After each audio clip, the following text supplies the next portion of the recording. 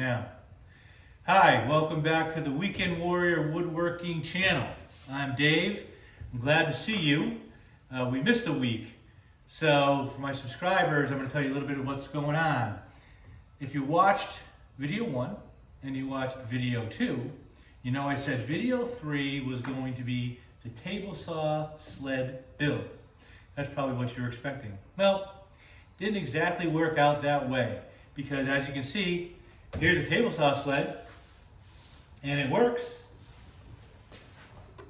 You got the runner on the bottom, you got the plywood on top, in the slot, lined up great.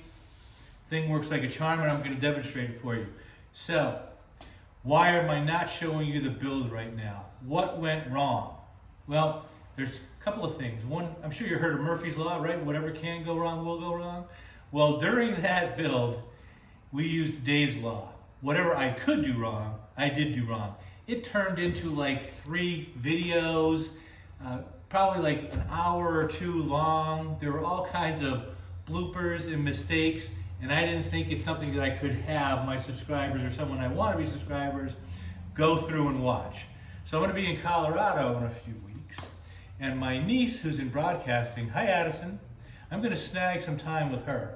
And we are going to go through those videos of complete bloopers and try to make one video out of it so I can then show it to you guys about how I exactly built the table saw sled. But so what am I doing here today for you? Well, 1, I missed you guys. 2, I thought maybe you'd like to see what this thing looks like and how it works, since I told you video 3 would be about the table saw sled, and let you know exactly how I built it and what's coming in this season of the Weekend Warrior Woodworker. So with that said, come on in a little bit. This is the table saw sled. Now I told you in the last videos, I took Jonathan Katz-Moses' design and I modified it for me. I wanted it to be kind of specific to a task I'm going to be doing next September. I'm going to be doing my kitchen over. So I decided to make a table saw sled that would help me do that. Make the repeatable cuts, and it looks a little different than the actual table saw sleds you might have seen online. I didn't do the 2-runner one with the blade in the middle. Why? I wanted mine a little different. It's to the left of the blade. The reason for that is as follows. So when I am going to make my stiles and rails, I'm going to cut a groove down the middle, and I'm going to attach it by tendons on the rails. So I wanted to be able to make cuts on my rails for tenons and use the table saw and use my table saw sled. So to do that, I had to have my table to the left of the blade, because that way when I want to add a dado stack here, I can still use this. It's not going to affect anything. It'll cut a little bit into my part I have protruding over here to help push the wood through, but I'm going to be able to use this sled with a dado stack, and that's going to be very important to me when I'm doing my kitchen cabinets over. So let's talk a little bit about this. If I get that other video together, I'm going to tell you a little bit about how I built it, but I'll also go through a little bit about what it is here. First of all, I like to keep costs down.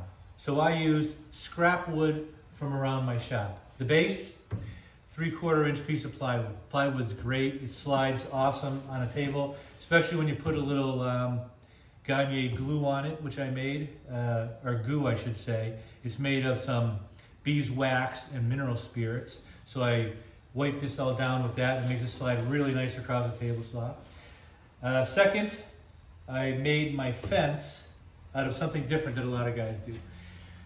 A lot of videos I was seeing, they were using 3/4 inch pieces of plywood, 3 of them laminated together, which is great, which I probably would have done if I had that much, but I didn't. So I wanted to use what's around in my shop. Go cheap. I happen to have 1/2 inch plywood all over the place.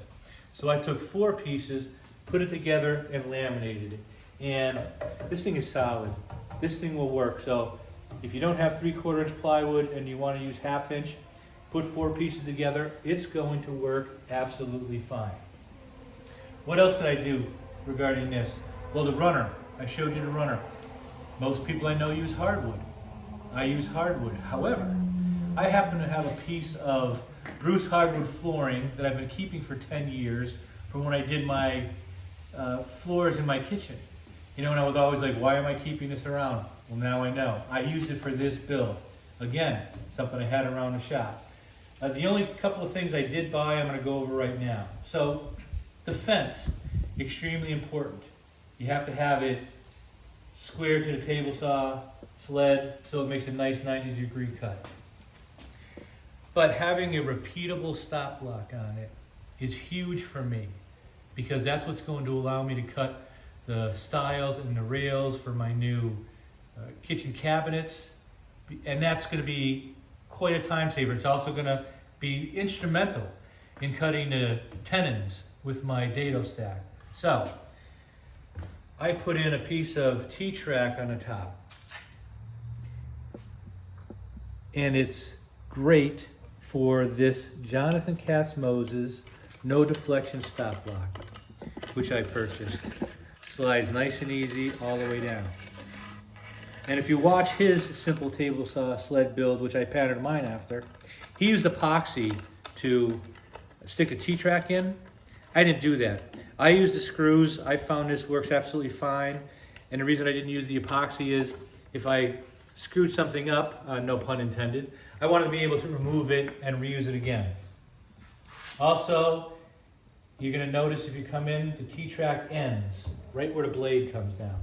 Why did I do that? Well, even though I have the Laguna table saw, for those of you who have a saw stop, you do not want your blade coming into contact with this aluminum, because that will trigger your stop device. I think those cartridges are kind of expensive, and you don't want to have that done by mistake. So I ended mine here. It gives me a line of sight down here anyway, but that's something for anybody who has a saw stop to keep in mind. So this table saw sled works really well. And I hope in the future I am going to be able to show you the video about how this got built. A disclaimer, when you watch that video, you have to be someone who likes to laugh at yourself. You have to be someone who likes to laugh at other people, because that video is going to have all the bloopers in it. And my wife and I watched it full on without any editing, and we were cracking up. It's just hilarious the amount of things that I was able to do wrong or say wrong during that video. But what happened? It's an exercise in persistence, because notwithstanding all the mistakes I made in that table saw build, getting this thing onto the table saw, I'm going to show you right now a cut. And the most important thing in this would be, as Ms. Vito said in My Cousin Viddy, it has to be dead on balls accurate. And I'm going to show you when I make a cut with this, it comes out exactly 90 degrees. So first, I happen to have some wood hanging around the shop. We'll put the stock block up here just so we can say we used it. Not that we need it.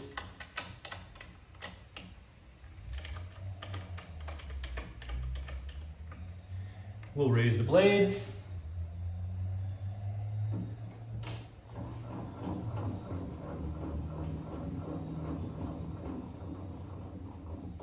Lock it down. Put this in the stop block. We will get our safety equipment on. I think you guys know by now I'm a safety geek. I double bag my ears.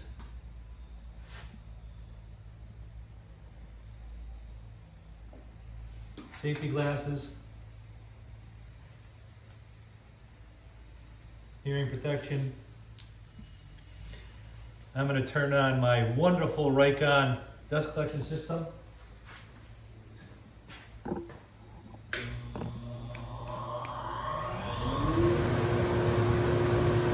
I'm going to turn on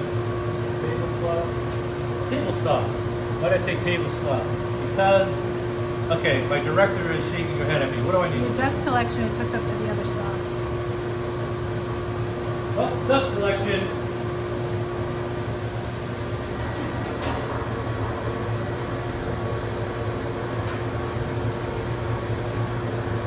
Now I also gave something away, if you noticed, but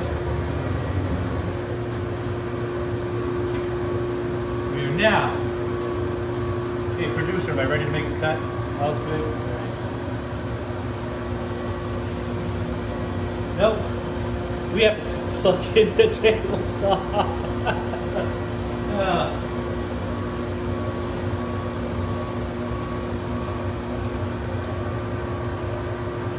I also keep things unplugged because I don't like any accidents. I'm never going to make a video without any people. No. All right, man,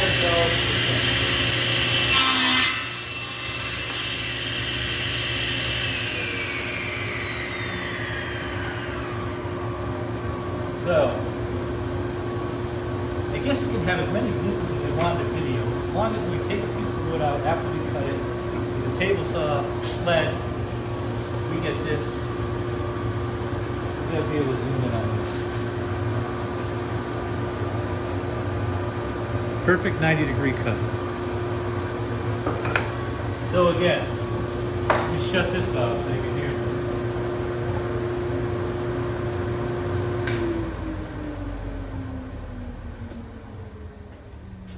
Even with the comedy of errors I made, even trying to cut this piece, or making the table saw sled, it came out and it works perfectly.